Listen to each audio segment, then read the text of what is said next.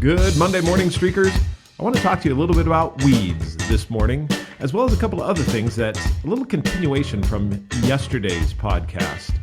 Welcome, I'm Jeff Downs, and I am your host for the Streakin podcast. Here, we talk all about consistency and being consecutive and using that to become really who you want to be. Well, weeds. What is it about weeds? I was having a conversation. We live in a new area. In other words, there's many houses that have just been built. And with building a home, that means that each one of us have a yard to put in. Now, the area in which we live is really a desert. Or if you think about those old Western shows that you may or may not have seen, where the tumbleweed blows across the town's road, that's about where we live. Now, it's growing and it's becoming a little bit more of a suburban area. However, everywhere out here, you've got the great big weeds that become tumbleweeds when they die in the fall and they roll across everything. And each one of us in each one of our yards have been fighting these tumbleweeds. And there are many a life lesson as you hack at each of these tumbleweeds to get them out of the yard because they occupy a lot of space. However, there's very few of them.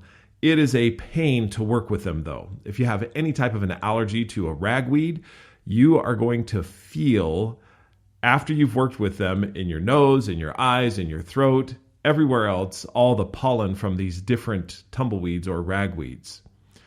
We've had that case many different times. My son Chance, he's not able to work out in the yard because his eyes just get full and puffy. Well, we cleared at the beginning of the summer, just as spring was progressing into summer, we cleared our entire yard of all of the tumbleweeds. And that included the front and the back. Now, when I say our entire yard, don't get a great big picture in your mind. It's a small, tiny yard. However, the weeds are still prolific and they still needed to be cleared. We cleared them all so that we had just the dry ground. In the front, we brought in topsoil and we put topsoil all in the front, made curbing around, and we planted grass in the front. We weren't quite ready for the back, and so we left that the barren dirt that it was. Interestingly enough, when you don't plant anything on the dirt that is there, guess what grows back? That's right, the tumbleweeds. And a weed has a growth cycle where it takes root quickly and grows large because it knows it's going to die and die soon, or it will be targeted for extinction. In the front, where we planted the grass, guess what? No weeds except the grass. In other words, great big beautiful grass where we planted it, whereas in the back, had to go through and are going through, removing all the weeds again. What is the moral of the story? It's this.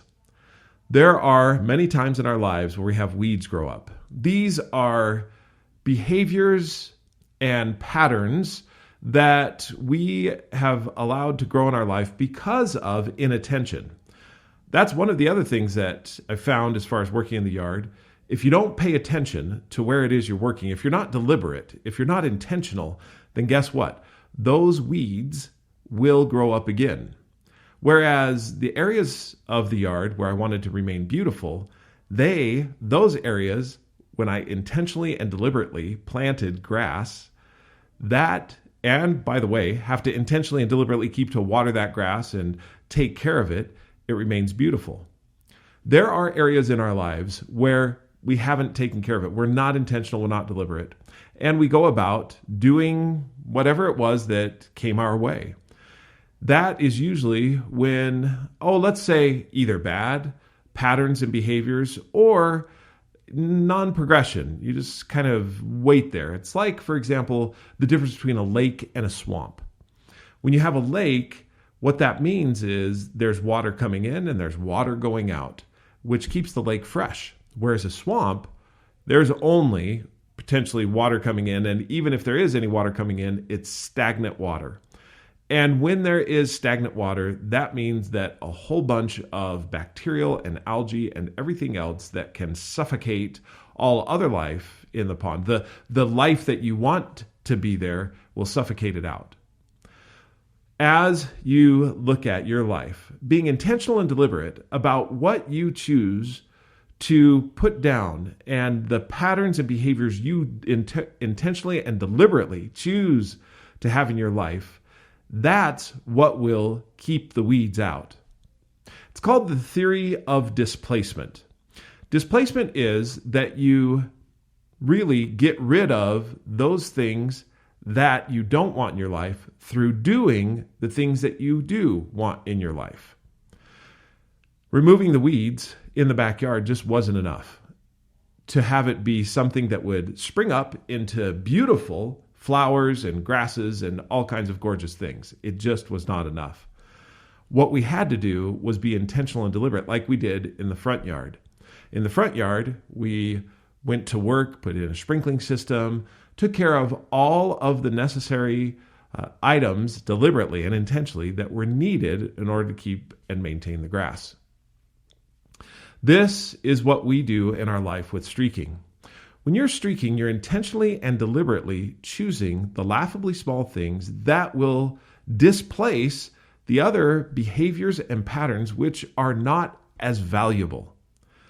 There's things that in our life that are just downright invaluable, and a lot of times we can identify those and get rid of them. If we're not getting rid of them, that's an area where we may employ other service or other people's help.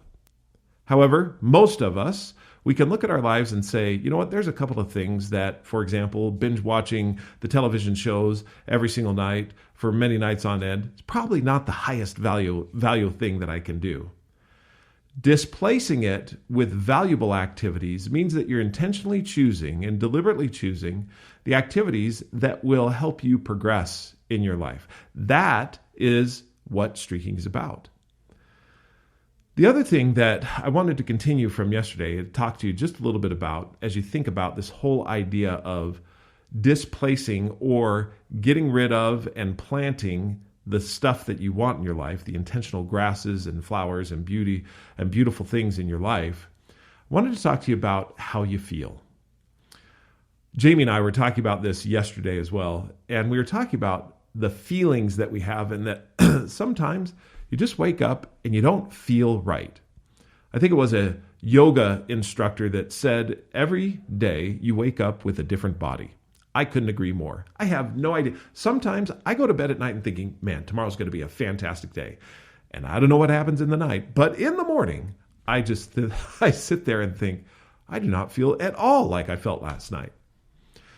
You wake up with different feelings. And the question that Jamie and I were talking about and that we've asked ourselves and that maybe you've asked yourself is, what do you do with those feelings? Because I often rely on those feelings to get me going, to get me out the door. However, that is not what I have found is the most effective way to go about doing that which will help me to progress. When you have feelings where you really just are not motivated, what do? The thing that you do is act. You act your way into being. We've found that it's much easier to act your way into a new way of thinking than it is to think your way into a new way of acting. Now, that's not my quote. That's a quote out of a book. It's called The Power of Positive Disruption or something like that. It's probably not exactly it, but it's in the Streaking book. You might want to check it out. Here's the idea. It's this, that when you act, you can often act your way into the feelings that you want to have, rather than waiting for your feelings to change to motivate you to become or to do the things that you know you want to do. And you want to do them. There's times where you feel like you should be doing something, but there are things that you want to be doing. And when you look at what you want to be doing, when you act your way into it, that's going to change your feelings. That's going to have more positive impact on your life than anything else.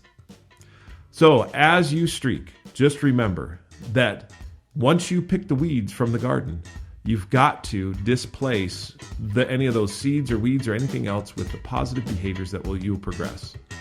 If you want to learn more about streaking, download the Streaking app at the Apple App Store or Google Play. You can also buy the book at Amazon or anywhere books are sold. Also, subscribe to this podcast, give a rating, let us know what you think. And remember, keep your deliberate, intentional life going. Keep streaking.